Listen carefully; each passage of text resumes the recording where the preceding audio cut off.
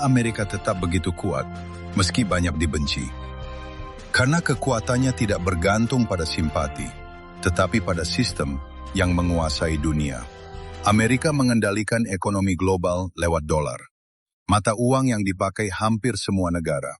Banyak ekonomi bergantung padanya, bahkan ketika mereka menentangnya. Di sisi militer, Amerika memiliki kekuatan terbesar, pangkalan di berbagai penjuru dunia, dan teknologi senjata paling maju. Amerika tidak perlu disukai, cukup diperhitungkan. Budayanya menyebar lewat film, musik, dan internet. Banyak orang membenci Amerika, namun tanpa sadar, hidup dalam pengaruhnya. Teknologi data dan platform digital global banyak dikendalikan perusahaan Amerika. Ingat ini, siapa menguasai teknologi, menguasai masa depan. Amerika dibenci karena dominan, namun justru itulah tanda kekuatannya. Karena pada akhirnya, Amerika tidak hanya menguasai wilayah, tetapi menguasai sistem dunia. Apakah Amerika tidak punya korupsi dan orangnya jujur seperti di Indonesia? Jawabannya, tidak. Amerika juga punya korupsi. Bedanya, korupsi di Amerika jarang terlihat terang-terangan. Di sana, uang jarang diselipkan di bawah meja, tapi kekuasaan dibeli lewat lobi politik. Perusahaan besar mendanai politisi, lalu kebijakan dibuat menguntungkan mereka. Banyak praktik ini legal secara hukum, namun tidak selalu etis secara moral. Sementara di Indonesia, korupsi lebih kasat mata. Uang proyek, jabatan, dan suap lebih mudah terlihat di permukaan. Jadi ini bukan soal siapa yang lebih jujur, tetapi soal cara dan sistem. Amerika tetap berjalan karena hukumnya tegas pada kasus tertentu, medianya kuat, dan sistemnya tetap berfungsi meski manusianya bermasalah. Apa yang membuat Amerika begitu kuat dan menjadi negara maju? Bukan karena mereka paling jujur atau paling sempurna, tapi karena mereka membangun sistem yang kuat. Amerika menaruh fokus besar pada pendidikan, riset, dan inovasi. Mereka menciptakan teknologi, lalu menjadikannya standar dunia. Ekonominya dirancang untuk tumbuh agresif. Uang diputar, modal besar didukung, dan kegagalan dianggap sebagai bagian dari proses.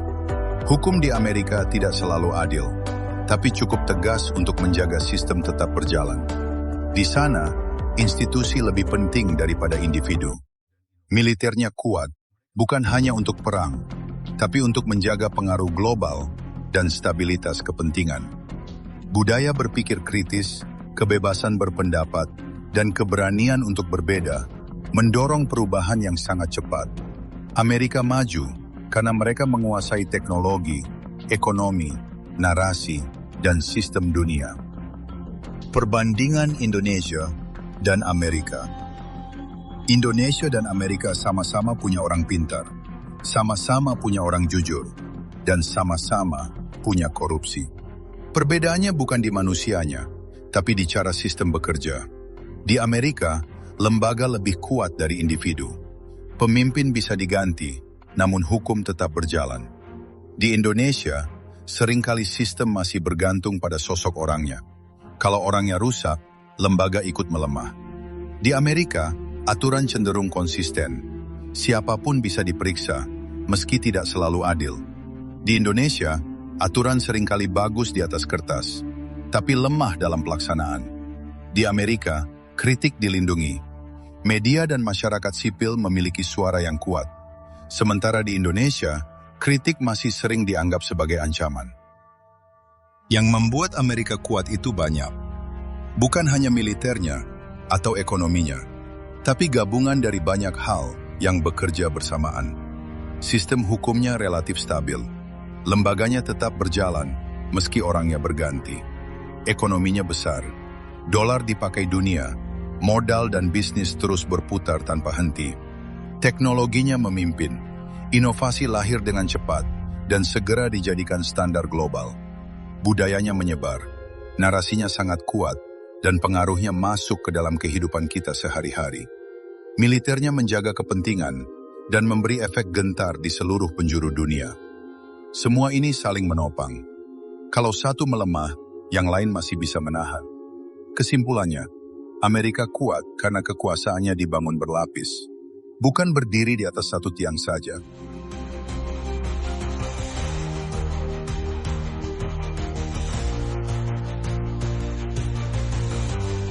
Dari semua pembahasan sebelumnya, kita bisa menarik satu kesimpulan besar. Amerika tidak kuat karena satu hal. Bukan hanya karena militernya, bukan hanya karena ekonominya, tapi karena banyak sistem yang saling menopang. Saat satu sisi bermasalah, sisi lain tetap menahan. Negara maju bukan tentang manusia yang sempurna, karena dimanapun manusianya tetap bisa salah. Yang membedakan adalah apakah sistemnya mampu mengendalikan kesalahan itu atau justru ikut runtuh. Amerika kuat karena kekuasaannya dibangun berlapis dan tidak bergantung pada satu orang saja.